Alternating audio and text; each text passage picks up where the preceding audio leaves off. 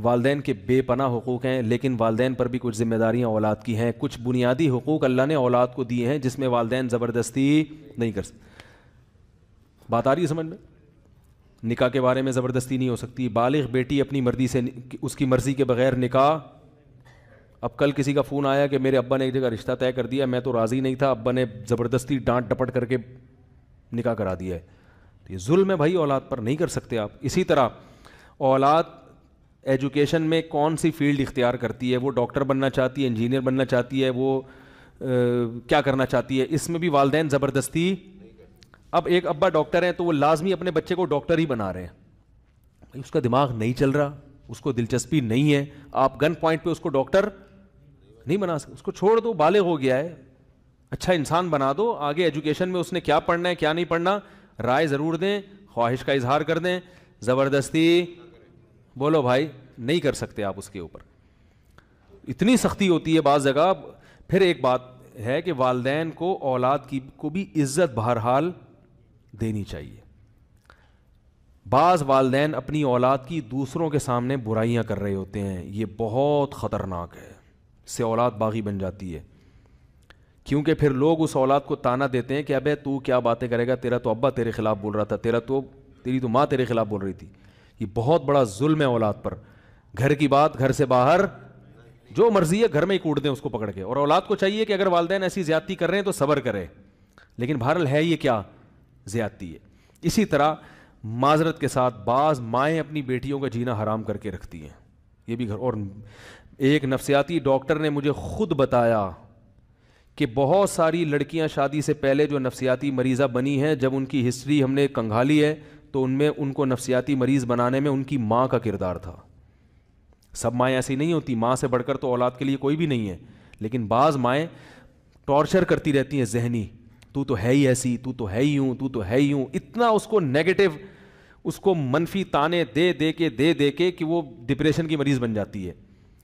تو بھائی اس اولاد کے بھی، چاہے وہ بیٹی ہو یا بیٹا ہو، ماں بیٹے کو نہیں بنا سکتی کچھ بھی نفسیاتی، لیکن بیٹیوں کو بعض دفعہ، سب مائیں نہیں ایسا کرتی، ماں سے بڑھ کر تو بیٹی کے لیے کوئی ہے ہی نہیں، لیکن بعض مائیں بہت ذہنی ٹارچر کرتی ہیں، بہت زیادہ ذہنی ٹارچر کرتی ہیں. تو یہ کیا ہے؟ یہ غلط ہے. اس پہ آپ کو قیامت کے دن اس کا حساب دینا پڑے گا. لیکن میں بیٹیوں سے بہرحال یہی کہوں گا، جیسی مرضی ماں ہے، ماں کے احسانات کو دیکھو، اس کی ان کوتاہیوں کو مت دیکھو. اس سے اللہ تمہاری دنیا بھی بنائے گا اور آخرت بھی. اس کے سامنے زبان مت چلاؤ. ایسی بیٹیوں کی جب کمپلین آتی ہے میرے پاس جن کو مائیں ذہنی ٹارچر کر رہی ہوتی ہیں، تو پھر میں ان سے کہتا ہوں بھائی اپنا الگ گھر بسانے کی کوشش کرو، تمیز سے گھر سے شادی کر کے رخصت ہو جاؤ، بس. اس کے علاوہ کوئی حل نہیں، کیونکہ ماں سے لڑنے کی اجازت شریعت میں نہیں ہے. تو کچھ اولاد کے بنیادی رائٹ ہیں، کچھ حقوق ہیں.